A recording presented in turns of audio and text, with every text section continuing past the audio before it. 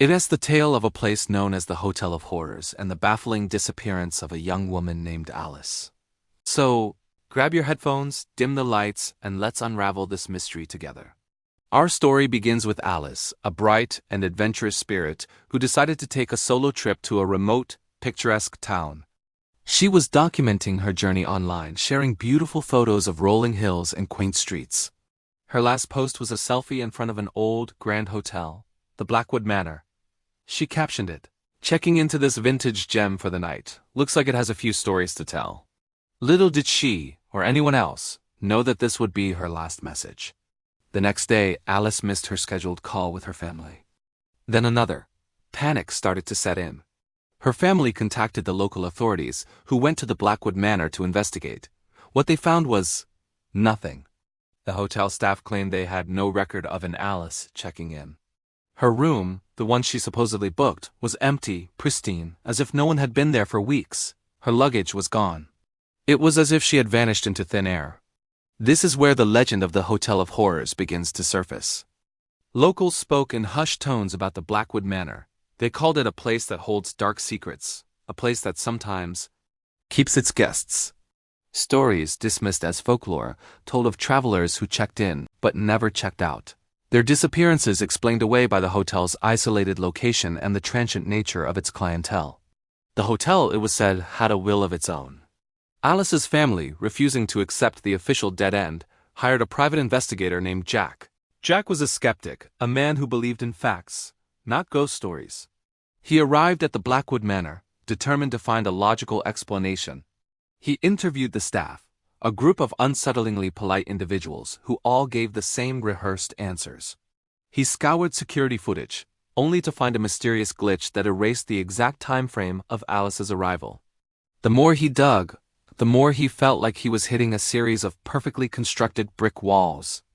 Frustrated, Jack decided to book a room himself, hoping to uncover something from the inside.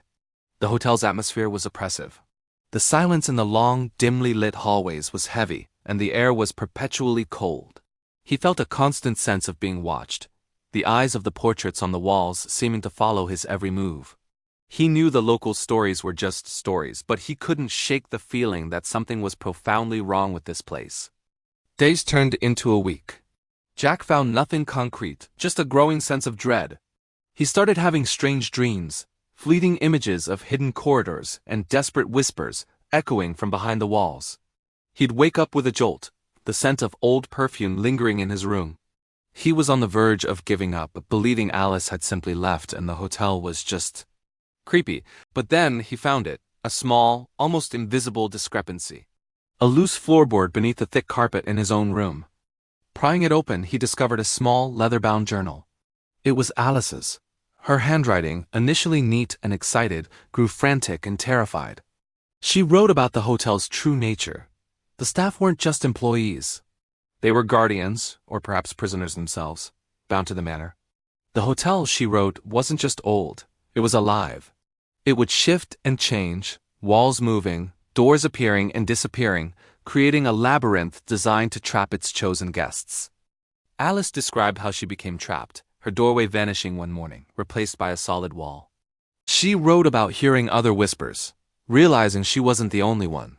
There were others, lost souls from decades past, also wandering the secret, shifting corridors of the Blackwood Manor. They were all trapped in a timeless prison, hidden just behind the veneer of the functioning hotel. Her final entry was a desperate plea. The hotel is a maze. It feeds on despair. Don't let it take you too. Find a way out, the master key. The entry cut off there. Now Jack had a choice. He could take this journal to the police, who would likely dismiss it as a fantastical story. Or he could believe Alice and try to find a way into this hidden maze himself. Looking around his room, at the heavy curtains and the unblinking portraits, he knew what he had to do. He wasn't just looking for a missing person anymore. He was preparing for a rescue mission into the heart of a living nightmare. Following the fragmented clues in Alice's journal, Jack began to see the hotel differently. He noticed patterns in the wallpaper that weren't just decorative, but seemed to be maps. He realized the ticking of the grandfather clock in the lobby wasn't random, but a code. The hotel was a giant puzzle, and Alice had left him the breadcrumbs. His investigation became a perilous game of cat and mouse with the manor itself. One night, following a sequence he deciphered from the clock, he pushed on a specific brick in the grand fireplace. With a low groan, a section of the wall slid open, revealing a dark, dust-choked passage. The air that rushed out was stale and ancient. He was in. The world behind the walls was a disorienting maze of forgotten hallways, half-finished rooms, and staircases that led to nowhere. Faint whispers surrounded him, the voices of the lost guests Alice had written about. Deeper inside, he found signs of Alice's passage: a dropped scarf, a hastily scrawled arrow on a wall. He was on her trail. The hotel fought back, trying to confuse him. Passages would seal behind him, the layout changing in the blink of an eye. But Jack, guided by Alice's notes and his own resolve, pushed forward. He finally understood her last entry. The heart of the hotel wasn't a place, but an object. The original master key, held by the hotel's sinister manager. This key didn't just open doors. It controlled the hotel's very architecture. Jack confronted the manager in his secret office, deep within the maze. The manager, a man who seemed as old as the hotel itself, confessed everything. He was a descendant of the original architect, bound by a family curse to serve the manor and procure permanent guests to sustain its malevolent energy. A struggle ensued, and Jack managed to seize the master key. With the key in his possession, he had a sliver of control. He raced through the shifting corridors, calling Alice's name. Finally, he heard a faint response. He found her, weak but alive, in a hidden sealed chamber. Together, using the master key, they navigated the labyrinth, the hotel groaning and resisting with every step. They burst out through a hidden panel in the main lobby, shocking the few guests and the remaining staff. They didn't stop running until the Blackwood Manor was a distant silhouette against the morning sky. Their escape caused a sensation. With Jack's testimony, Alice's journal, and the key as evidence, the authorities were forced to launch a full-scale raid on the hotel. They discovered the hidden passages and evidence of numerous other long-term missing persons. The Blackwood Manor was shut down, its dark secrets finally exposed to the light. Alice was reunited with her family, her harrowing tale a testament to her will to survive. She and Jack remained forever bonded by the nightmare they had escaped together. The Hotel of Horrors now stands empty, a silent monument to the souls it once held captive.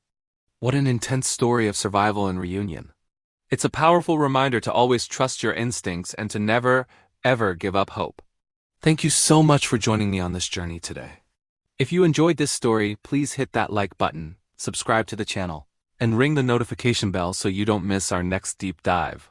Until next time, stay safe and stay curious.